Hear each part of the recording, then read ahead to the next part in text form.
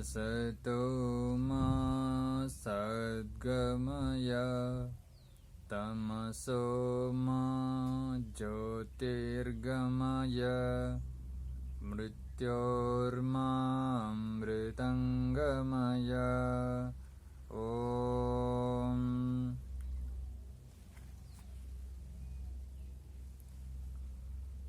ನಮಸ್ತೆ ಆತ್ಮೀಯರೇ, ವೈದಿಕ ವಿಜ್ಞಾನ ಸರಣಿ ಕಾರ್ಯಕ್ರಮಕ್ಕೆ ಎಲ್ಲರಿಗೂ ಸ್ವಾಗತ. 3ನೆಯ ಕಕ್ಷೆಗೆ ಇಂದು ನಾವು ಪದಾರ್ಥಗಳ ನಂತರ ಮುಂದಿನ ಹಂತಕ್ಕೆ ಹೆಜ್ಜೆ ಇಡೋಣ.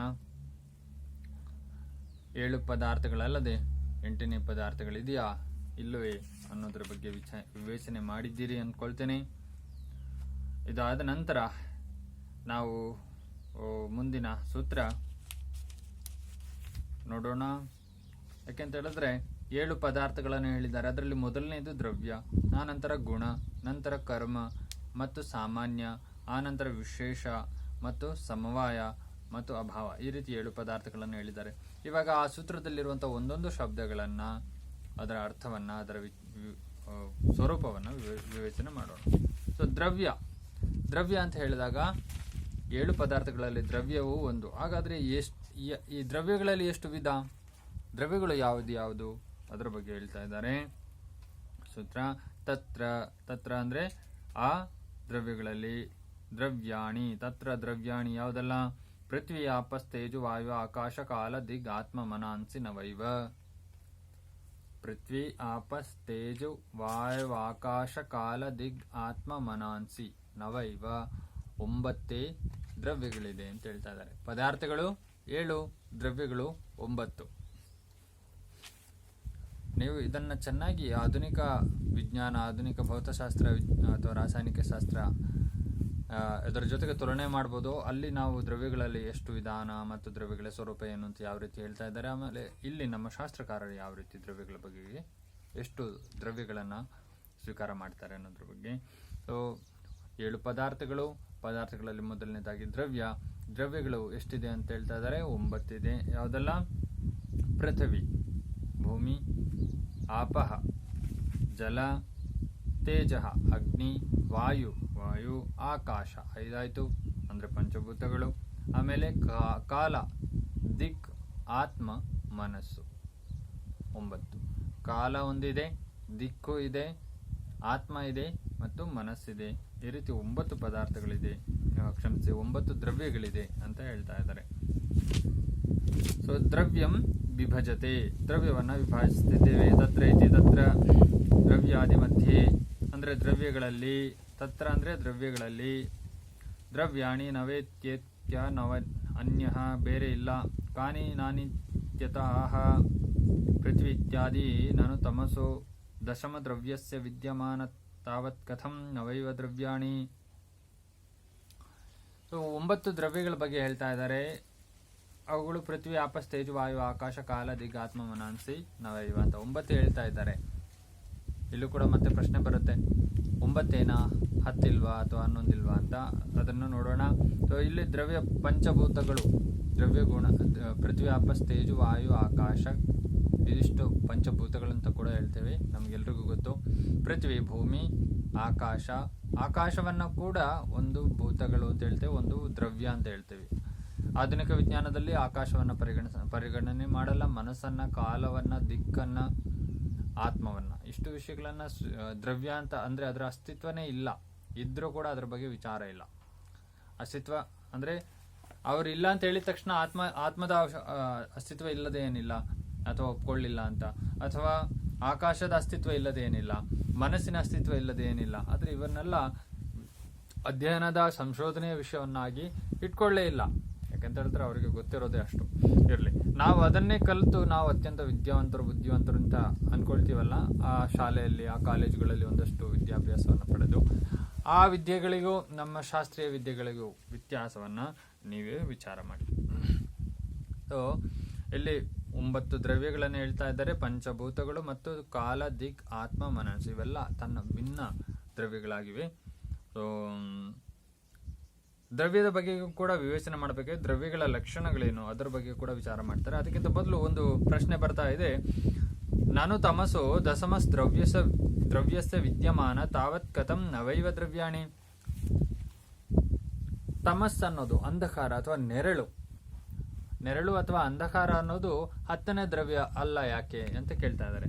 ಯಾಕೆ ಅಂತ ಹೇಳಿದ್ರೆ ದ್ರವ್ಯದ ಸ್ವರೂಪ ಏನಿದೆ ಅಂದ್ರೆ ಅದಕ್ಕೂ ಒಂದು ದ್ರವ್ಯದ ಒಂದು ವ್ಯಾಖ್ಯಾನ ಹೇಳ್ತಾರೆ. ದ್ರವ್ಯ ಅಂದ್ರೆ ಏನು? ದ್ರವ್ಯತ್ವಂ ಜಾತಿಮತ್ವಂ. ದ್ರವ್ಯ ಅಂದ್ರೆ ಒಂದು ಜಾತಿ ಇರುತ್ತೆ. ತತ್ರ ಗುಣವತ್ವಂ ಕ್ರಿಯಾವತ್ವಂ ಸಮವಾಯಿ ಕಾರಣತ್ವಂ. ದ್ರವ್ಯದ ವಿಶೇಷತೆ ಏನಂದ್ರೆ ಅದು ಸಮವಾಯಿ ಕಾರಣವಾಗಿರುತ್ತೆ. ಆ ದ್ರವ್ಯ ಅಂತ ಹೇಳಿದಾಗ ಅಲ್ಲಿ ಒಂದು ಸಮವಾಯಿ ಕಾರಣ ಇರುತ್ತೆ. ಅಂದ್ರೆ ಆ ವಸ್ತು ಇಲ್ಲದೆ ಆ ದ್ರವ್ಯದ ಅಸ್ತಿತ್ವನೂ ಇಲ್ಲ. ಜಲ ಅಂತ ಹೇಳಿದಾಗ ಜಲದ ಬಿಂದುಗಳು, ಜಲದ ಕಣಗಳು ಅದರ ಜಲದ ಸಮವಾಯಿ ಕಾರಣವಾಗಿರುತ್ತೆ. ಕ್ರಿಯಾವತ್ವಂ, ಅಲ್ಲಿ ಒಂದು ಕ್ರಿಯೆ ನಡೀತಾ ಇರುತ್ತೆ. ಚಲನಶೀಲನ ಕ್ರಿಯೆ ಇರ್ಬೋದು, ಸುತ್ವ ಕ್ರಿಯೆ ಇರ್ಬೋದು, ಯಾವುದೋ ಒಂದು ಕ್ರಿಯೆ ನಡೀತಾ ಇರುತ್ತೆ. ಹಾಗೂ ಗುಣವತ್ವಂ, ಅಲ್ಲಿ ಯಾವುದೋ ಗುಣ ಇರುತ್ತೆ. ಶೀತಲತ್ವ ಗುಣ ಇರ್ಬೋದು, ಉಷ್ಣ ಗುಣ ಇರ್ಬೋದು, ತಂಪಾದ ಗುಣ ಇರ್ಬೋದು. ಮತ್ತು ಒಂದು ಜಾತಿ ಇರುತ್ತೆ. ಜಾತಿ ಅಂದರೆ ಸಾಮೂಹಿಕವಾಗಿ ಪ್ರತಿಯೊಂದು ವಿಸ್ತಾರವಾಗಿದ್ದಾಗ, ಉದಾಹರಣೆಗೆ ಅನೇಕ ಪಾತ್ರೆಗಳಲ್ಲಿ ನೀರಿದೆ ಅಂತ ಉಟ್ಕೊಂಡಾಗ ನಾವು ಎಲ್ಲವನ್ನ ಜಲ ಅಂತ ಹೇಳ್ತೀವಿ ಅಥವಾ ನೀರಂತ ಹೇಳ್ತೀವಿ. ಎಲ್ಲದರಲ್ಲೂ ಬೇರೆ ಬೇರೆ ಜಲ ಇದೆ, ಬೇರೆ ಬೇರೆ ಪಾತ್ರೆಗಳಲ್ಲಿದೆ, ಆದರೆ ಅವೆಲ್ಲವನ್ನ ಜಲ ಅಂತ ಹೇಳ್ತೀವಿ. ಸೊ ಅದೊಂದು ಒಂದು ಜಾತಿಯ ಸಮೂಹವಾಗಿ 1 ಕೋಣಗಳು 2 ಕೋಣಗಳು 10 ಕೋಣಗಳು ಜೊತೆಯಲ್ಲಿದ್ದಾಗ ನಾವೇನು ಹೇಳ್ತೀವಿ? ಕೋಣಗಳ ಜಾತಿ. ಈ ಕೋಣಗಳೇ ಬೇರೆ, ಆ ಕೋಣಗಳೇ ಬೇರೆ, ಎತ್ತುಗಳ ಜಾತಿ, ಮರಗಳ ಜಾತಿ, ಈ ಥರ ಒಂದು ಜಾತಿ. ಮತ್ತು ಈ ರೀತಿ ದ್ರವ್ಯದ ಒಂದು ವಿಶೇಷತೆ ಇದೆ. ಈ ರೀತಿ ಸಭಿ ಸದೋಷ ಪ್ರಥಮ ಲಕ್ಷಣ ಕೇವಲ ಶಾಬ್ದಿಕ ಪರಿಭಾಷೆ. ದ್ರವ್ಯವೃತ್ತಿರ್ಯ ಸಮವಾಯಿ ಕಾರಣತ ಸ ಕಿಂಚಿತ್ ಅಧರ್ಮಿಕ ವಿಚ್ಛಿನ್ನ ಕಾರಣ ತಾವಚ್ಚ ದಂಡವೃತ್ತಿ ಕಾರಣತ್ವಾತ್. ಸತ್ತಾ ಭಿನ್ನ ಜಾತಿ ಮತ್ತು ದ್ರವ್ಯತ್ವ ಗುಣ ಸಮಾನಾಧಿಕರಣಂ ಸತ್ತಾ ಭಿನ್ನಂ ಜಾತಿಮತ್ವಂ ದ್ರವ್ಯತ್ವಂ. ಇನ್ನೊಂದು ವಿಷಯ ಹೇಳ್ತಾರೆ. ಅರ್ಥಾತ್ ಯದ್ಯಪಿ ಪ್ರಥಮ ಕ್ಷಣಮೇ ದ್ರವ್ಯ ಗುಣ ನಹಿ ಹೋತೆ. ದ್ರವ್ಯದಲ್ಲಿ ಪ್ರಥಮ ಕ್ಷಣದಲ್ಲಿ ಗುಣ ಇರಲ್ಲ ಅಂತ ಹೇಳ್ತಾರೆ. ಕಿಂತು ಉನ್ಮೆ ದ್ರವ್ಯತ್ವ ಜಾತಿ ಅವಶ್ಯ ಹೋತಾ ಹೈ. ಆದರೆ ಅದರಲ್ಲಿ ದ್ರವ್ಯತ್ವ ಅನ್ನೋ ಒಂದು ಜಾತಿ ಇರುತ್ತೆ. ಅಂದ್ರೆ ಎಲ್ಲವೂ ದ್ರವ್ಯವೇ. ಈ ಪ್ರಪಂಚದಲ್ಲಿರುವಂತಹ ವಸ್ತುಗಳೆಲ್ಲವೂ ದ್ರವ್ಯವೇ. ಅದರಿಂದ ದ್ರವ್ಯದ ಒಂದು ಜಾತಿ ಇರುತ್ತೆ. ದ್ರವ್ಯ ಅಂದ್ರೆ ಒಂದು ಮರವು ಒಂದು ದ್ರವ್ಯ, ಕಲ್ಲು ಒಂದು ದ್ರವ್ಯ, ಆಕಾಶಕಾಯಗಳು ದ್ರವ್ಯ. ಪ್ರತಿಯೊಂದು ಭೌತಿಕ ವಸ್ತುಗಳು, ಅಭೌತಿಕ ವಸ್ತುಗಳೆಲ್ಲವೂ ಒಂದು ದ್ರವ್ಯವಾಗಿರುತ್ತೆ. ಅದರಿಂದ ದ್ರವ್ಯತ್ವ ಅನ್ನೋ ಒಂದು ಜಾತಿ ಇರುತ್ತೆ ಎಲ್ಲ. ಅದು ಬಿಟ್ಟು ಬೇರೆ ಯಾವುದೇ ಗುಣ ಇರಲ್ಲ. ಆಮೇಲೆ ಏನ್ ಹೇಳ್ತಾರೆ? ಕಿಂತು ಉನ್ಮೆ ದ್ರವ್ಯತ್ವ ಜಾತಿ ಅವಶ್ಯಕ ಹೋತೆ ಕ್ಯೂಂಕಿ ಸತ್ತಾ ಭಿ ಏಕ್ ಜಾತಿ ಹೈ. ಸತ್ತಾ ಅಸ್ತಿತ್ವ ಕೂಡ ಒಂದು ಜಾತಿಯೇ. ಎಲ್ಲದರ ಅಸ್ತಿತ್ವ ಕೂಡ ಒಂದು ಜಾತಿ ಅಂತಾನೆ ಹೇಳ್ತಾರೆ. ಜಿಸ್ಮೆ ಗುಣ रहता है अतः उसमें अतिव्याप्ति का निवारण करने के लिए यहाँ सत्ता भिन्न पद का निवेश किया है. ಸತ್ತಾ ಕೂಡ ಒಂದು ಜಾತಿಯಾಗಿದೆ. ಆ ಸತ್ತಾವನ್ನ ನಿಷೇಧ ಮಾಡ್ತಾ ಗುಣ ಸಮಾನಾಧಿಕರಣಂ ಸತ್ತಾ ಭಿನ್ನ ಜಾತಿಮತ್ವಂ ದ್ರವ್ಯತ್ವಂ ಅನ್ನೋ ಒಂದು ಶ್ಲೋಕವನ್ನು ಹೇಳ್ತಾರೆ. ಇದರ ಬಗ್ಗೆ ವಿಚಾರ ಮತ್ತೆ ಮಾಡೋಣ. ಇಲ್ಲಿ ಏನ್ ಹೇಳ್ತಾರೆ ಅಂದ್ರೆ ದಶಮ ದ್ರವ್ಯ ಅಸ್ತಿತ್ವದಲ್ಲಿ ಇಲ್ವಾ? 9 ದ್ರವ್ಯ ಹೇಳ್ತಾ ಇದ್ರಲ್ಲ, 10ನೇ ದ್ರವ್ಯ ಇಲ್ವಾ ಅಂತ ಕೇಳ್ತಾ ಇದ್ದಾರೆ. ಯಾಕೆಂತ ಹೇಳಿದ್ರೆ ನೆರಳು ಅಥವಾ ತಮಸ್ ಅಥವಾ ರಾತ್ರಿ ಅಂಧಕಾರ ಇದು ಕೂಡ ಒಂದು 10ನೇ ದ್ರವ್ಯ. ಯಾಕಂತ ಹೇಳಿದ್ರೆ ದ್ರವ್ಯದ ವಿಶೇಷತೆ ಏನಂದ್ರೆ ಒಂದು ಜಾತಿ, ಎರಡನೇದು ಕ್ರಿಯಾ ಮತ್ತು ರೂಪ ಇದ್ರೂ ಕೂಡ ಅದನ್ನ ದ್ರವ್ಯ ಅಂತ ಹೇಳ್ತೀವಿ. ಗುಣ, ಯಾವ್ದಾದ್ರು ಒಂದು ಗುಣ ಇದ್ರೆ ಮತ್ತು ಅದರಲ್ಲಿ ಕ್ರಿಯೆ ನಡೀತಾ ಇದ್ರೆ ಅದನ್ನ ಜಾತಿ ಅಂತ ಹೇಳ್ತೀವಿ ಅಥವಾ ಅಸ್ತಿತ್ವದಲ್ಲಿ ಇದೆ ಅಂತ ಹೇಳ್ತೀವಿ ಮತ್ತು ಅದನ್ನ ದ್ರವ್ಯ ಅಂತ ಕರಿತೀವಿ. ಈ ಎಲ್ಲ ವ್ಯಾಖ್ಯಾನದ ಮುಖಾಂತರ ತಮಸ್ ಕೂಡ ಒಂದು ದ್ರವ್ಯ. ಯಾಕೆಂತ ಹೇಳಿದ್ರೆ ಅದಕ್ಕೊಂದು ನೀಲ ಬಣ್ಣವಿದೆ. ನೀಲ ಬಣ್ಣ ಅಂದ್ರೆ ನೆರಳೆ ಇರ್ಬೋದು, ಕತ್ಲೆ ಇರ್ಬೋದು, ಅದಕ್ಕೊಂದು ಗಾಢ ನೀಲ ವರ್ಣ ಇದೆ. ಅದು ಕಪ್ಪಲ್ಲ, ಪೂರ್ಣ ಕಪ್ಪಲ್ಲ. ಇದನ್ನ ನೀವು ಬೇಕಾದ್ರೆ ಅನುಭವಿಸಿ ನೋಡಿರ್ಬೋದು. ಅಷ್ಟೇ ಅಲ್ಲದೆ ನೀವು ಬೆಟ್ಟ ಗುಡ್ಡಗಳನ್ನ ನೀವು ನೋಡ್ಬೇಕಾದ್ರೆ ದೂರದಿಂದ ನೀಲ ಬಣ್ಣದಲ್ಲಿ ಕಾಣುತ್ತೆ. ನೆರಳನ್ನ ದೂರದಿಂದ ನೋಡಿದ್ರೆ ನೀಲ ಬಣ್ಣದಲ್ಲಿ ಕಾಣುತ್ತೆ. ರಾತ್ರಿ ಕೂಡ ಆಕಾಶದಿಂದ ಅಕಸ್ಮಾತ್ ನಾವು ರಾತ್ರಿಯ ಒಂದು ಚಿತ್ರಣವನ್ನ ತೆಗೆದಾಗ ಆಕಾಶದಿಂದ ಕತ್ತಲೆಯ ಭಾಗ, ನಮ್ಮ ಭೂಮಂಡಲ ಕೂಡ ನೀಲವರ್ಣದಲ್ಲಿ, ಗಾಢ ನೀಲವರ್ಣದಲ್ಲಿ ಕಾಣುತ್ತೆ. ಅದರಿಂದ ಹೇಳ್ತಾ ಇದ್ದಾರೆ ನೀಲ ಅಂದ್ರೆ ನೋಡಿ, ನಮ್ಮ ಶಾಸ್ತ್ರಕಾರರ ವೈಜ್ಞಾನಿಕ ಅಥವಾ ಸತ್ಯ ದೃಷ್ಟಿಯನ್ನ ಎಷ್ಟು ಆಳವಾಗಿ ನೀಲವರ್ಣ, ಕತ್ತಲೆಯನ್ನ ನೀಲವರ್ಣದ ರೀತಿಯಲ್ಲಿ ಹೇಳ್ತಾರೆ. ಆಮೇಲೆ ತಮಸ್ ಚಲತಿ, ಅದು ಚಲಿಸ್ತಾ ಇರುತ್ತೆ. ನೆರಳು ಚಲಿಸೋದು ನಿಮ್ಗೆ ಗೊತ್ತೇ ಇದೆ. ನೆರಳು ಚಲಿಸುತ್ತೆ, ಹೌದಲ್ವಾ? ವಾಸ್ತವದಲ್ಲಿ ನೆರಳು ಚಲಿಸಲ್ಲ, ಆದರೆ ಬೆಳಕು ಚಲಿಸಿದಾಗ ನೆರಳು ಚಲಿಸಿದಂಗೆ ಅನಿಸುತ್ತೆ. ಅದರಿಂದ ನೆರಳು ಕೂಡ ಚಲಿಸುತ್ತೆ. ನೆರಳನ್ನು ಒಂದು ಭಿನ್ನ ಅಸ್ತಿತ್ವ ಅಂತ ತಗೊಂಡಾಗ ನೀವು ದೀಪವನ್ನು ಬಿಟ್ಟು ನೆರಳನ್ನು ನೋಡ್ಲಿಕ್ಕೆ ಸಾಧ್ಯ ಇಲ್ಲ. ಆದರೂ ಕೂಡ ದೀಪ ಚಲಿಸಿದಂಗೆ ನೆರಳು ಕೂಡ ಚಲಿಸ್ತಾ ಇರುತ್ತೆ. ಬಲಕ್ಕೆ ಚಲಿಸಿದ್ರೆ ಎಡಕ್ಕೆ, ಎಡಕ್ಕೆ ಚಲಿಸಿದ್ರೆ ಬಲಕ್ಕೆ, ಮೇಲೆ ಕೆಳಕ್ಕೆ, ಈ ರೀತಿ ಭಿನ್ನವಾಗಿ. ಅದರಿಂದ ಒಂದು ಚಲನಶೀಲವಾಗಿದೆ, ಗತಿಶೀಲವಾಗಿದೆ, ಆಮೇಲೆ ಅದರಲ್ಲೊಂದು ರೂಪ ಇದೆ. ಅದರಿಂದ ಇದನ್ನ 10ನೇ ದ್ರವ್ಯ ಅಂತ ಹೇಳಲಿಕ್ಕೆ ಅವಕಾಶ ಇಲ್ವಾ? 10ನೇ ದ್ರವ್ಯ ಅಂತ ಒಪ್ಕೋಬೇಕಲ್ವಾ ಅಂತ ಕೇಳ್ತಾ ಇದ್ದಾರೆ. ತತ್ರ ತಮಸೋನ ಆಕಾಶ. ಯಾಕೆಂತ ಹೇಳಿದ್ರೆ ಈ ತಮಸ್ಸೇನಿದೆಯೋ ಇದು ಆಕಾಶದಲ್ಲಿ ಬರಲ್ವಾ? ಆಕಾಶಾದಿ ಪಂಚಕ್ಕೆ ಅಂತರ್ಭಾವ. ಈ ದ್ರವ್ಯ ಏನಿದೆಯೋ ನೆರಳು ಆಕಾಶಾದಿ ಪಂಚಭೂತಗಳು, ಆಕಾಶಾದಿ ಪಂಚಕ್ಕೆ ಅಂತರ್ಭಾವ. ಆಕಾಶ, ಕಾಲ, ದಿಗ್, ಆತ್ಮ, ಮನ, ಈ 5 ಮೊದಲು 9 ದ್ರವ್ಯಗಳಲ್ಲಿ ಪೃಥ್ವಿ, ಆಪ, ತೇಜು, ವಾಯು, ಈ 4 ಬಿಟ್ಟು ಹೇಳ್ತಾ ಇದ್ರೆ ಆಕಾಶಾದಿ ಅಂದ್ರೆ ಪೃಥ್ವಿಯಾದಿ ಅಂದಾಗ ಪೃಥ್ವಿ, ಆಪ, ತೇಜು, ವಾಯು, ಆಕಾಶ, ಕಾಲ, ದಿಕ್, ಆತ್ಮ, ಮನ 9 ಬರುತ್ತೆ. ಆಕಾಶಾದಿ ಅಂದಾಗ ಈ 4 ಬಿಟ್ಟು, ಯಾವುದು? ಪೃಥ್ವಿ, ಆಪ, ತೇಜು, ವಾಯು, ಈ 4 ಬಿಟ್ಟು ಆಕಾಶ, ಕಾಲ, ದಿಕ್, ಆತ್ಮ, ಮನ, ಈ 5 ತಗೊಳ್ತಾ ಇದ್ದಾರೆ. ಈ 5 ತಗೊಳ್ತಾ ಹೇಳ್ತಾ ಇದ್ದಾರೆ. ತತ್ರ ತಮಸೋ ನ ಆಕಾಶಾದಿ ಪಂಚಕ್ಕೆ ಅಂತರ್ಭಾವ. ಆಕಾಶಾದಿ 5 ಪಂಚಕಗಳಲ್ಲಿ ಇಲ್ಲ. ಯಾವುದು? ತಮಸ್ಸು ಬರಲ್ಲ. ಯಾಕೆ ಅಂತ ಹೇಳಿದ್ರೆ ಆಕಾಶಾದಿ ಪಂಚಕಗಳು ರೂಪತ್ವಾದ್. ನೆರಳಿಗೆ ರೂಪ ಇದೆ, ನೀಲ ಬಣ್ಣ ಇದೆ, ನೀಲ ರೂಪ ಇದೆ. ಅದರಿಂದ ಆಕಾಶಾದಿಗಳಿಗೆ ರೂಪ ಇಲ್ಲ. ಯಾವುದೆಲ್ಲ ಆಕಾಶಾದಿ ಅಂದರೆ ಆಕಾಶ ಕಾಲಕ್ಕೆ ರೂಪ ಇಲ್ಲ, ಆಕಾಶಕ್ಕೆ ರೂಪ ಇಲ್ಲ, ದಿಕ್ಕಿಗೆ ರೂಪ ಇಲ್ಲ, ಮನಸ್ಸಿಗೆ ರೂಪ ಇಲ್ಲ, ಆತ್ಮಕ್ಕೂ ರೂಪ ಇಲ್ಲ. ಇದರಲ್ಲಿ ಇನ್ನೊಂದು ಪ್ರಕಾರದಲ್ಲಿ ಆತ್ಮಕ್ಕೆ ರೂಪ ಇಲ್ಲ ಅನ್ನೋದನ್ನು ಸಾಬೀತು ಮಾಡ್ತಾ ಇದ್ದಾರೆ, ಅಥವಾ ಸಿದ್ಧವಾಗಿದೆ ಅನ್ನೋದನ್ನು ಒಪ್ಕೊಳ್ತಾ ಇದ್ದಾರೆ. ಸೊ ಈ ಆಕಾಶಾದಿ ಪಂಚಕಗಳಲ್ಲಿ ರೂಪ ಇಲ್ಲದೆ ಇರೋದ್ರಿಂದ, ನೆರಳಿಗೆ ರೂಪ ಇರೋದ್ರಿಂದ ಈ ನೆರಳು ಈ ಆಕಾಶಾದಿ 5 ದ್ರವ್ಯಗಳಲ್ಲಿ ಒಳಗೊಳ್ಳೋದಿಲ್ಲ. ಅತಯವ ನಾ ವಾಯೋಹೋ. ಆ ರೀತಿ ವಾಯು ಕೂಡ ಅಲ್ಲ. ಯಾಕೆಂತ ಹೇಳಿದ್ರೆ ಸ್ಪರ್ಶಾಭಾವಾತ್ ಸದಾ ಗತಿಮತ್ವಾಭಾವಾಚ.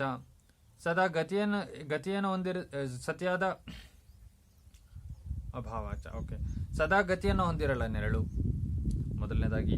ಎರಡನೇದಾಗಿ ಆ ನೆರಳಿನಲ್ಲಿ ಯಾವುದೇ ಸ್ಪರ್ಶದ ಭಾವ ಇಲ್ಲ, ಸ್ಪರ್ಶದ ಅನುಭವ ಇಲ್ಲ. ನೆರಳನ್ನು ಸ್ಪರ್ಶ ಮಾಡ್ಲಿಕ್ಕಾಗಲ್ಲ, ನೆರಳನ್ನು ಮುಟ್ಲಿಕ್ಕಾಗಲ್ಲ, ನೆರಳು ನಮ್ಮನ್ನು ಮುಟ್ಟಲ್ಲ. ಮುಟ್ಟೋದು ಯಾವುದಿದ್ರು ವಾಯು. ಸೊ ಆದರೆ ವಾಯು ಅಲ್ಲ. ಯಾಕೆಂತ ಹೇಳಿದ್ರೆ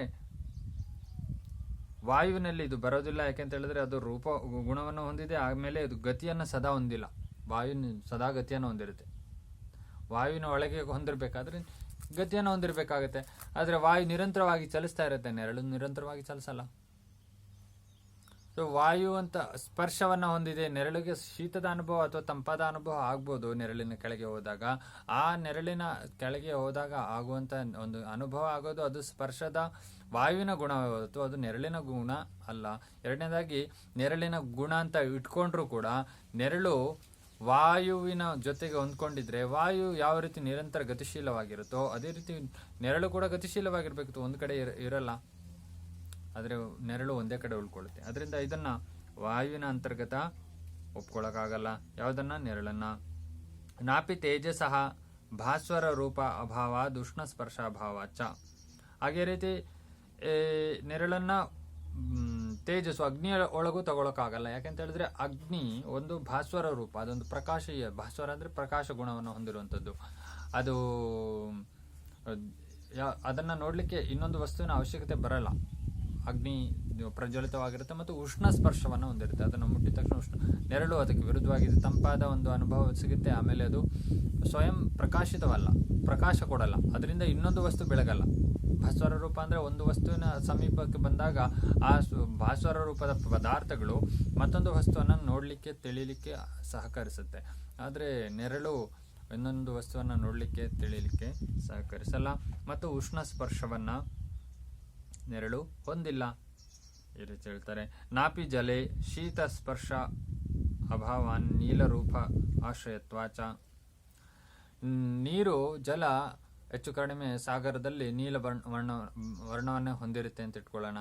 ಸೊ ನೆರಳು ಕೂಡ ಅದೇ ನೀಲ ವರ್ಣವನ್ನು ಹೊಂದಿರೋದ್ರಿಂದ ನೀರಿಗೆ ಜಲದ ಒಂದು ವಸ್ತು ಅಂತ ಒಪ್ಕೊಂಡ್ರೆ, ಜಲದೊಳಗೆ ಸೇರಿಸ್ಕೊಳ್ಳೋಣ ಅಂತ ಇಟ್ಕೊಂಡ್ರೆ ದ್ರವ್ಯಗಳ ಪಂಕ್ತಿಯಲ್ಲಿ ಅದು ಇಲ್ಲ. ಯಾಕೆಂತ ಹೇಳಿದ್ರೆ ಶೀತ ಸ್ಪರ್ಶ ಅಭಾವ ಶೀತ ಸ್ಪರ್ಶನೂ ಆಗಲ್ಲ, ನೀರಿನಲ್ಲಿ ಉಂಟಾಗುವಂತ ಒಂದು ಶೀತ ಸ್ಪರ್ಶದ ಅಭಾವ ಇಲ್ಲ.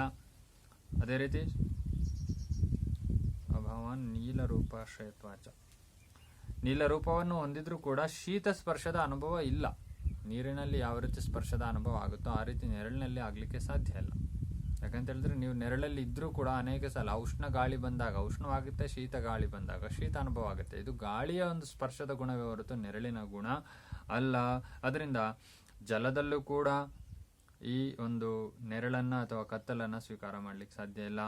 ನಾಪಿ ಪೃಥಿವ್ಯಾಂ, ಪೃಥ್ವಿಯಲ್ಲೂ ಸ್ವೀಕಾರ ಮಾಡ್ಲಿಕ್ಕೆ ಆಗಲ್ಲ. ಯಾಕಂತ ಹೇಳಿದ್ರೆ ಗಂಧವತ್ವಾತ್ ಅಭಾವಾಚ ಸ್ಪರ್ಶರಹಿತತ್ವಾಚ, ಸ್ಪರ್ಶದ ಗುಣ ಇಲ್ವೇ ಇಲ್ಲ.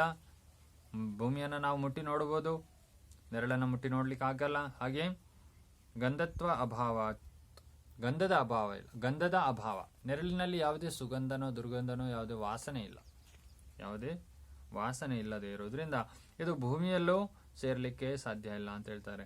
ಸೊ ಇಲ್ಲಿ ಒಂದೊಂದು ವಾಯುವಿನ ಗುಣ ಸ್ಪರ್ಶ, ಅಗ್ನಿಯ ಗುಣ ತೇಜಸ್ಸು ಅಥವಾ ರೂಪ, ಹಾಗೆ ಜಲದ ಗುಣ ಶೀತತ್ವ, ಪೃಥ್ವಿಯ ಗುಣ ಗಂಧತ್ವ, ಇದನ್ನು ಹೇಳ್ತಾ ಇದ್ದಾರೆ.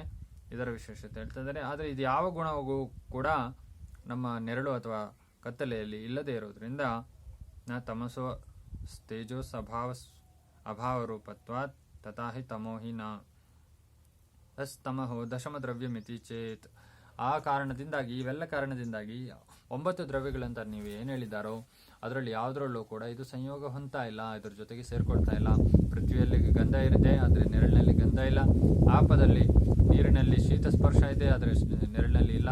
ಹಾಗೆ ತೇಜಿನಲ್ಲಿ ಉಷ್ಣ ಸ್ಪರ್ಶ ಮತ್ತು ಭಾಸ್ವರ ರೂಪವಾಗಿದೆ, ನೆರಳಿನಲ್ಲಿ ಉಷ್ಣ ಸ್ವರೂಪನೂ ಇಲ್ಲ, ಉಷ್ಣ ಸ್ಪರ್ಶನೂ ಇಲ್ಲ ಮತ್ತು ಅದು ಪ್ರಕಾಶವನ್ನು ನೀಡಲ್ಲ.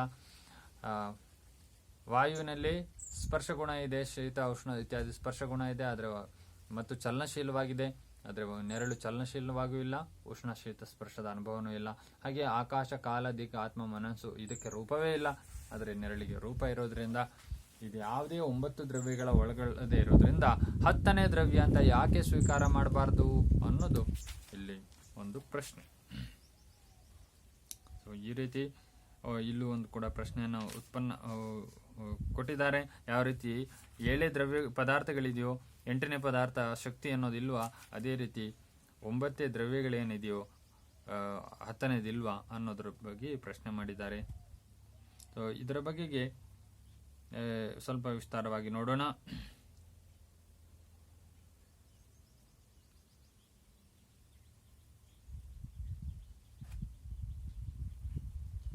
ಸೊ ಇಲ್ಲಿ ಮುಖ್ಯವಾಗಿ ದ್ರವ್ಯತ್ವ ಜಾತಿ ಮತ್ತು ಅಂದ್ರೆ ದ್ರವ್ಯದ ಕೆಲವು ಗುಣಗಳು ಮುಖ್ಯವಾಗಿ ನಾನು ಮೊದಲೇ ಹೇಳಿದೆ.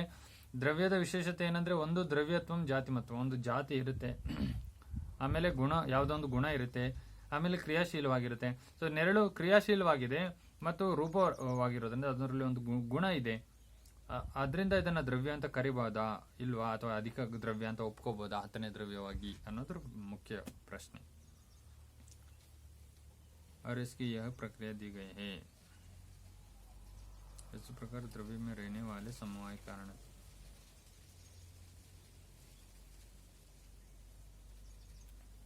प्रथम तो है कि द्रव्य एक कारण है, कारण का कोई धर्म. बने नोडोಣ.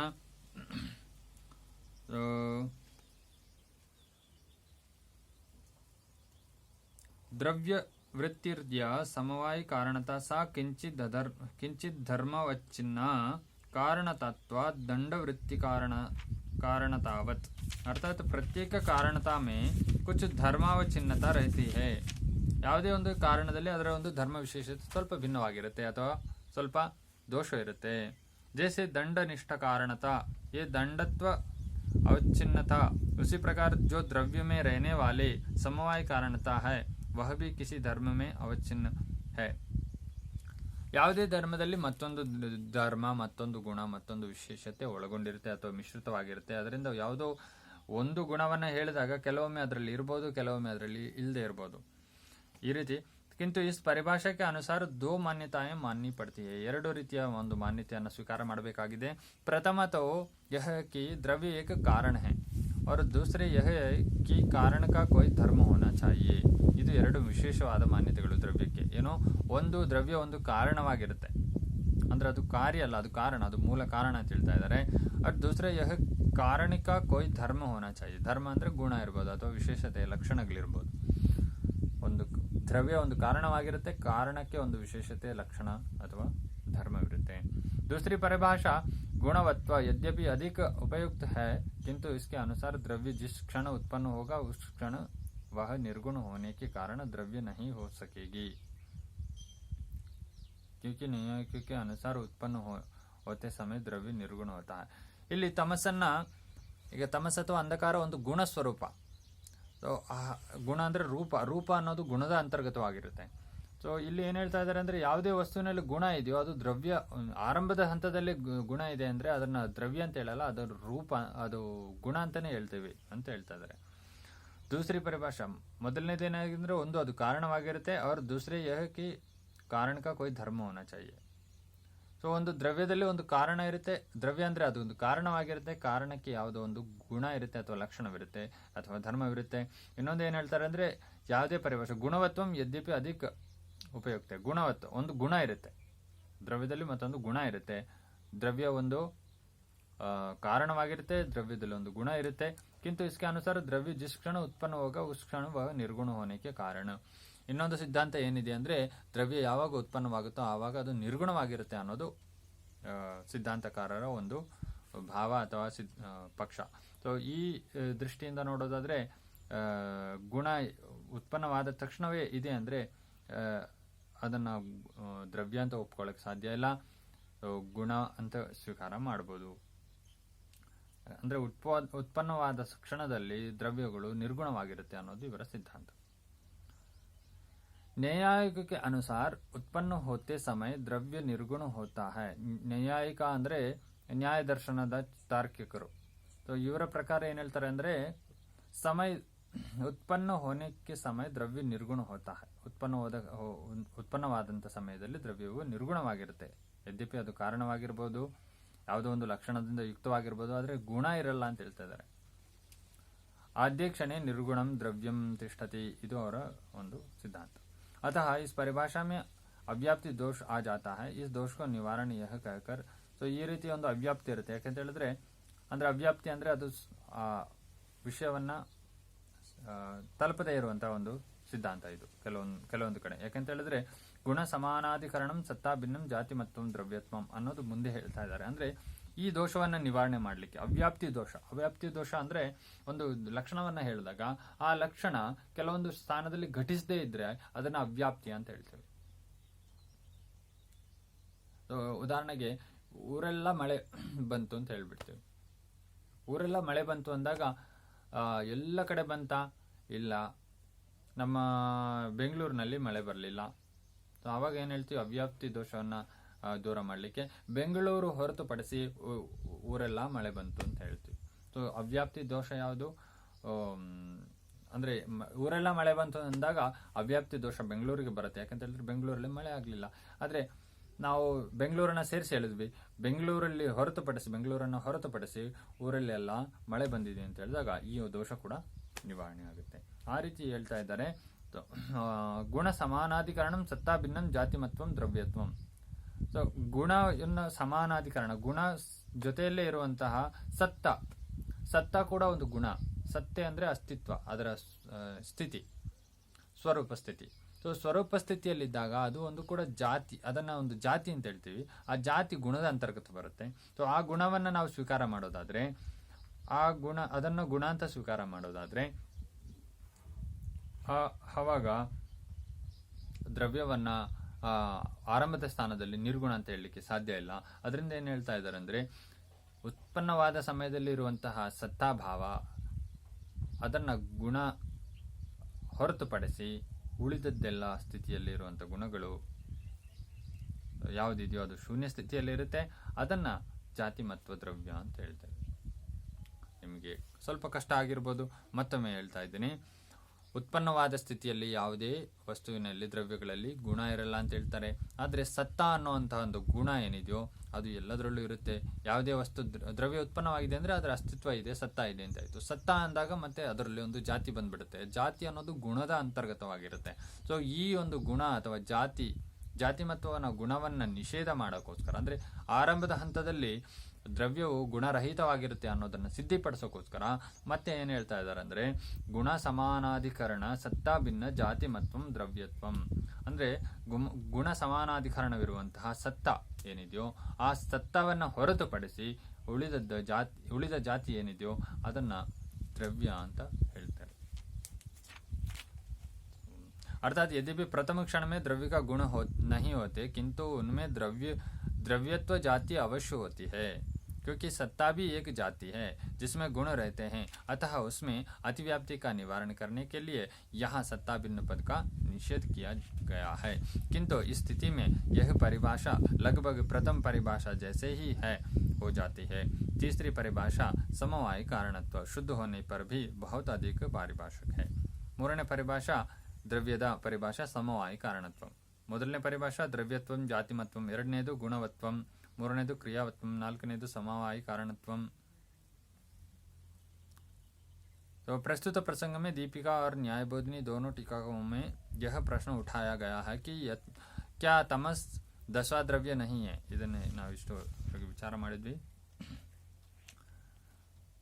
ತಮಸ್ ಅನ್ನೋದು 10ನೇ ದ್ರವ್ಯ ಅಲ್ವಾ ಅನ್ನೋದು ಪ್ರಶ್ನೆ. ತಮಸ್ಸನ್ನ 10ನೇ ದ್ರವ್ಯ ಅಲ್ಲ ಅಂತ ಯಾಕೆ ಹೇಳ್ತಾ ಇದ್ದಾರೆ ಅಂದರೆ, ಉಷ್ಣ ಸ್ಪರ್ಶ ನಾವು ನೋಡಿದ್ವಿ ಈಗಾಗಲೇ. ಅದು ಯಾವುದೇ ಪಂಚಭೂತಗಳು ಅಥವಾ ಆಕಾಶಾದಿಗಳಲ್ಲಿ ಹೊಂದ್ಕೊಳ್ಳಲ್ಲ. ಹಾಗಿದ್ರೂ ಕೂಡ ಏಕಶಪಕತ್ವ ಮತ್ತು ಒಂದು ದ್ರವ್ಯದ ವಿಶೇಷತೆಯನ್ನು ಹೇಳ್ತಾ ಇದ್ದಾರೆ. द्रव्य विशेषते दीपिका में यह द्रव्य का लक्षण करते समय लक्षण में 3 दोषों के भी चर्चा की गई. दोष 3 ಲಕ್ಷಣದ ದೋಷಗಳನ್ನು ಹೇಳ್ತಾರೆ. ಲಕ್ಷಣಕ್ಕೂ ಅಸಾಧಾರಣ ಧರ್ಮಯುಕ್ತ ಹೋನಾ ಚಾಹಿಯೆ. ಸೊ ಈ ಶಾಸ್ತ್ರವೇ ಅಸಾಧಾರಣ ವಿಷಯದ ಬಗ್ಗೆ ಹೇಳ್ತಾ ಇದ್ದಾರೆ. ಸಾಧಾರಣ ಅಲ್ಲ, ಸಾಮಾನ್ಯವಾಗಿ ಹೇಳುವಂಥ ಲಕ್ಷಣವನ್ನಲ್ಲ, ಅಸಾಧಾರಣ ವಿಶೇಷತೆಯನ್ನು ಹೇಳ್ತಾ ಇದ್ದಾರೆ. ಆ ಅಸಾಧಾರಣ ದೋಷಗಳಿಂದ ಮುಕ್ತವಾಗಿರಬೇಕಾಗುತ್ತೆ ಯಾವುದೇ ಒಂದು ದ್ರವ್ಯ ಅಥವಾ ದ್ರವ್ಯದ ಲಕ್ಷಣಗಳು. ಸೊ ಇದರಲ್ಲಿ ಅಸಾಧಾರಣಕ್ಕೆ ಪರಿಭಾಷಕ ಇಸ್ ಪ್ರಕಾರ दी गई कि लक्ष्य तावच्छेदक समन्वयत्व असाधारणत्वम. ಅಂದರೆ ಲಕ್ಷಣಕ್ಕೂ 3 ದೋಷ ಸೆ ರಹಿತ ಹೋನಾ ಚಾಹಿಯೆ. 3 ದೋಷಗಳ ರಹಿತವಾಗಿರಬೇಕಾಗುತ್ತೆ. ದೋಷಗಳು ಯಾವುದೆಲ್ಲ? ಅವ್ಯಾಪ್ತಿ ಅಂದರೆ ನಾವು ಮತ್ತೆ ನೋಡೋಣ. ಅವ್ಯಾಪ್ತಿ ಅಂತ ಸ್ವಲ್ಪ ಮೊದಲೇ ನೋಡಿದ್ವಿ. अर्थात ऐसे धर्म जो लक्ष्य पदार्थ को एक अंश में रहे, जैसे गो का कपिलत्व. ಅಂದರೆ ಅವ್ಯಾಪ್ತಿ, ಆ ಒಂದು ಗುಣ ಎಲ್ಲದರಲ್ಲೂ ಹೊಂದಿರಬೇಕಾಗುತ್ತೆ. ಉದಾಹರಣೆಗೆ ಕಪಿಲತ್ವ ಅಂತ ಹೇಳಿದ್ವಿ, ಅದು ಕಪ್ಪು ಬಣ್ಣ ಅಂತ ಹೇಳಿದ್ವಿ. ಹೆಚ್ಚು ಕಡಿಮೆ ಹಸುಗಳಲ್ಲಿ ಇರುತ್ತೆ ಕಪ್ಪು ಬಣ್ಣ, ಭಿನ್ನ ಪದಾರ್ಥಗಳಲ್ಲೂ ಇರುತ್ತೆ. ಆದರೆ ಹಸುಗಳಲ್ಲೂ ಕೂಡ ಕಪ್ಪು ಬಣ್ಣ ಇರುತ್ತೆ, ಅಥವಾ ಬಿಳಿ ಬಣ್ಣ ಅಂತ ಹೇಳಿದ್ವಿ, ಶುಕ್ಲ ವರ್ಣ. ಸೊ ಹಸು ಬಿಳಿಯ ಬಣ್ಣದ ಅಂತ ಹೇಳಿದಾಗ ಅದು ಹಸುವಿನಲ್ಲೂ ಇರುತ್ತೆ. ಹಾಗೆ ಮುಂದೆ ಹೇಳ್ತಾರೆ ಅತಿವ್ಯಾಪ್ತಿ, ಜೋ ಲಕ್ಷ್ಯ ಅತಿರಿಕ್ತ ಪದಾರ್ಥ ಮೇ ಬಿ ರಹೆ, ಜೈಸೆ ಗೋಕ ಶೃಂಗಿತ್ವ. ಉದಾಹರಣೆಗೆ ಹಸುವಿನ ಕೊಂಬು ಅಂತ ಹೇಳಿದ್ವಿ, ಕೊಂಬಿರೋದೆಲ್ಲ ಹಸು ಅಂತ ಹೇಳಿ ಇದು 3 ದೋಷಗಳನ್ನು ಹೇಳ್ತಾ ಇದ್ದಾರೆ. ಇದು ಲಕ್ಷಣಗಳ ದೋಷಗಳು. ನಾವು ಯಾವುದನ್ನು ಹೇಳಬೇಕಾದ್ರೆ 3 ದೋಷಗಳ ರಹಿತವಾಗಿರಬೇಕು. ಉದಾಹರಣೆಗೆ ನಾವು ಕಪಿಲತ್ವ ಅಂತ ಹೇಳಿದಾಗ ಆ ಕಪಿಲ ಗುಣ, ಕಪ್ಪು ಗುಣ ಕುರಿಯಲ್ಲೂ ಕಂಡುಬರುತ್ತೆ, ಮಂಗನಲ್ಲೂ ಕಂಡುಬರುತ್ತೆ, ನಾಯಿಯಲ್ಲೂ ಕಂಡುಬರುತ್ತೆ, ಬೆಕ್ಕಿನಲ್ಲೂ ಕಂಡುಬರುತ್ತೆ. ಹಾಗೆ ಇದು ಸೊ ಅವ್ಯಾಪ್ತಿ. ಸೊ ಕೆಲವೊಮ್ಮೆ ಹಸುವಿನಲ್ಲಿ ಕಪ್ಪು ಬಣ್ಣ ಇಲ್ಲದೇನೆ ಇರ್ಬೋದು. ಸೊ ಅಂಥ ಅದನ್ನು ಹಸು ಅಂತ ಹೇಳಲಿಕ್ಕೆ ಸಾಧ್ಯವೇ? ಸಾಧ್ಯ ಇಲ್ಲ. ಕಪ್ಪು ಬಣ್ಣದ ಹಸು ಕಪ್ಪು ಬಣ್ಣದಲ್ಲಿರುತ್ತೆ ಅಂತ ಹೇಳಿದಾಗ ಕಪ್ಪು ಬಣ್ಣ ಒಂದು ಲಕ್ಷಣ ಅಥವಾ ಒಂದು ರೂಪ. ಸೊ ಕಪ್ಪು ಬಣ್ಣ ಇಲ್ಲದೇ ಇರುವಂಥದ್ದನ್ನು ಏನು ಅಂತ ಕರೀಲಿ, ಈ ಪರಿಸ್ಥಿತಿಗೆ ಬಂದುಬಿಡ್ತೀವಿ. ಇನ್ನೊಂದು ಶೃಂಗಿತ್ವ, ಕೊಂಬಿರೋದೆಲ್ಲ ಹಸು ಅಂತ ಹೇಳ್ತೀವಿ. ಸೊ ಕೊಂಬಿರೋದು ಕೊಂಬು ಆಡಿಗೂ ಇರುತ್ತೆ, ಕೊಂಬು ಆನೆಗೂ ಇರುತ್ತೆ, ಕೊಂಬು ಜಿಂಕೆಗೂ ಇರುತ್ತೆ. ಸೊ ಕೊಂಬಿರೋದೆಲ್ಲ ಹಸು ಅಂತ ಹೇಳಿದಾಗ ಏನಾಗುತ್ತೆ? ಒಂದು ಕಡೆ ಅವ್ಯಾಪ್ತಿ, ಇನ್ನೊಂದು ಕಡೆ ಅತಿವ್ಯಾಪ್ತಿ. ಇರೋ ಪ್ರಾಣಿಗಳೆಲ್ಲ ಸೇರ್ಕೊಂಡ್ಬಿಡುತ್ತೆ. ಅವ್ಯಾಪ್ತಿಯಲ್ಲಿ ಏನಾಗುತ್ತೆ ಅಂದರೆ ಕಪ್ಪು ಬಣ್ಣದ್ದು ಹಸು ಅಂತ ಹೇಳಿದಾಗ ಕಪ್ಪು ಬಣ್ಣದೇ ಅಲ್ಲದೇ ಇರುವಂಥ ಹಸುಗಳು ಯಾವುದು ಹಸುಗಳಂತ ಸ್ವೀಕಾರ ಮಾಡೋಕ್ಕಾಗಲ್ಲ. ಅರೆ ಇದರಲ್ಲಿ ಕಪ್ಪು ಬಣ್ಣ ಇಲ್ಲ, ಅದರಿಂದ ಇದನ್ನು ಹಸು ಅಂತ ಸ್ವೀಕಾರ ಮಾಡೋಕ್ಕಾಗಲ್ಲ. ಈ ರೀತಿ ಅವ್ಯಾಪ್ತಿ ಆಗೋಗುತ್ತೆ. ಅತಿವ್ಯಾಪ್ತಿ ಆದಾಗ ಏನಾಗುತ್ತೆ, ಕೊಂಬಿರೋದೆಲ್ಲ ಹಸು ಅಂತ ಹೇಳಿದಾಗ ಕೊಂಬಿರುವಂಥ ಪ್ರಾಣಿಗಳೆಲ್ಲವೂ ಹಸುಗಳಾಗ್ಬಿಡುತ್ತೆ. ಜಿಂಕೆನೂ ಹಸುವೆ, ಟಗರು ಹಸುವೆ, ಕುರಿನೂ ಹಸುವೆ, ಕೋಣನೂ ಹಸುವೆ, ಎಲ್ಲ ಈ ಸ್ಥಿತಿಗೆ ಬಂದ್ಬಿಡುತ್ತೆ. ಸೊ ಅತಿವ್ಯಾಪ್ತಿ ಆಗೋಗುತ್ತೆ. ಆಮೇಲೆ ಅಸಂಭವ್ ಜೋ ಕಿಸಿ ಭಿ ಲಕ್ಷ್ಯ ಮೇ ನಾ ರಹೆ ಜೈಸೆ ಗೋಕ ಏಕ ಶಫಕತ್ವ. ನಾವು ಹೇಳಿದ್ವಿ ಒಂದು ಗೊರಸಿರುವಂಥದ್ದು ಹಸು ಅಂತ. ಇದು ಅಸಂಭವ ಲಕ್ಷಣ. ಸೊ ನಮ್ಮ ಲಕ್ಷಣಗಳು ಅಸಂಭವ ದೋಷದಿಂದ ಮುಕ್ತವಾಗಿರಬೇಕು, ಅತಿವ್ಯಾಪ್ತಿ ಮತ್ತು ಅವ್ಯಾಪ್ತಿ ದೋಷದಿಂದ ಮುಕ್ತವಾಗಿರಬೇಕು. ಆ ರೀತಿಯ ಅಸಾಧಾರಣ ಲಕ್ಷಣವನ್ನು ನಾವು ನೋಡಬೇಕಾಗುತ್ತೆ ಅಂತ ಹೇಳ್ತಾರೆ. इस विवेचन में हमें यह पता चलेगा कि भारतीय तार्किक किसी पदार्थ का लक्षण करते समय उसके सब अनिवार्य धर्मों का परिगणना आवश्यक नहीं मानते थे. प्रस्तुत केवल ऐसे धर्मों को निर्देश ही पर्याप्त समझते थे जो लक्ष्य को इतर पदार्थों से विवेचन कर दे. इस कारण कई स्थानों पर लक्षण केवल कुछ गुणों को परिगणन या वर्णन मात्र रह गया है. ಈ ರೀತಿ ನಮ್ಮ ತಾರ್ಕಿಕ ಋಷಿಗಳು ಲಕ್ಷಣದ ವಿಷಯವನ್ನು ಬಂದಾಗ ಅತಿವ್ಯಾಪ್ತಿ, ಅವ್ಯಾಪ್ತಿ ಮತ್ತು ಅಸಂಭವ ದೋಷಗಳ ರಹಿತವಾದಂಥ ಒಂದು ವಿಶೇಷ ಅಸಾಧಾರಣ ಲಕ್ಷಣವನ್ನು, ಗುಣವನ್ನು ಉಲ್ಲೇಖ ಮಾಡಿ ಆ ವಸ್ತುವಿನ ಒಂದು ಪದಾರ್ಥವನ್ನು, ಒಂದು ದ್ರವ್ಯವನ್ನು ನಿರ್ದೇಶನ ಮಾಡಿರ್ತಾರೆ. ಸೊ ಈ ರೀತಿ ನಾವು ಎಲ್ಲ ಗುಣಗಳನ್ನು ಯಾಕೆ ಹೇಳಲಿಲ್ಲ ಅಥವಾ ಇತ್ಯಾದಿಗಳನ್ನು ಹೇಳಿದ್ರೆ ಅದು ಈ ರೀತಿಯ ದೋಷಗಳಿಂದ ಯುಕ್ತವಾಗಿರುತ್ತೆ. ಅದರಿಂದ ಈ ಎಲ್ಲ ದೋಷಗಳಿಂದ ಮುಕ್ತವಾಗಿರುವಂತಹ ಒಂದು ಗುಣಲಕ್ಷಣಗಳನ್ನು ನಮ್ಮ ಋಷಿಗಳು ಹೇಳ್ತಾರೆ. ಇದು ದ್ರವ್ಯದ ವಿಶೇಷತೆ. ದ್ರವ್ಯ ಲಕ್ಷಣಗಳನ್ನು ಹೇಳಬೇಕಾದ್ರೆ ಅದರಲ್ಲಿರುವಂತಹ ದೋಷಗಳಿಂದ ಮುಕ್ತರಾಗಿರಬೇಕು ಅನ್ನೋದು ನಮ್ಮ ಋಷಿಗಳ ಸಿದ್ಧಾಂತ. ನಿಮಗೂ ಕೂಡ ಗೊತ್ತಾಗಿರುತ್ತೆ ಅತಿವ್ಯಾಪ್ತಿ ಅಂದ್ರೇನು, ಅವ್ಯಾಪ್ತಿ ಅಂದ್ರೇನು, ಹಾಗೂ ಅಸಂಭವ ಅಂದ್ರೇನು, ಈ ಥರ ಲಕ್ಷಣಗಳು ಯಾವುದು. ಸೊ ನೀವು ಕೂಡ ಯಾವುದಾದ್ರೂ ಉದಾಹರಣೆ ಕೊಡಬೇಕಾದ್ರೆ ಈ ಎಲ್ಲ ದೋಷಗಳಿಂದ ಮುಕ್ತರಾಗಬೇಕು ಅಂತ ಪ್ರಾರ್ಥನೆ ಮಾಡ್ತಾ ಇಂದಿನ ಕಕ್ಷವನ್ನು ಮುಗಿಸ್ತಾ ಇದ್ದೀನಿ. ಓಂ ಶಂ.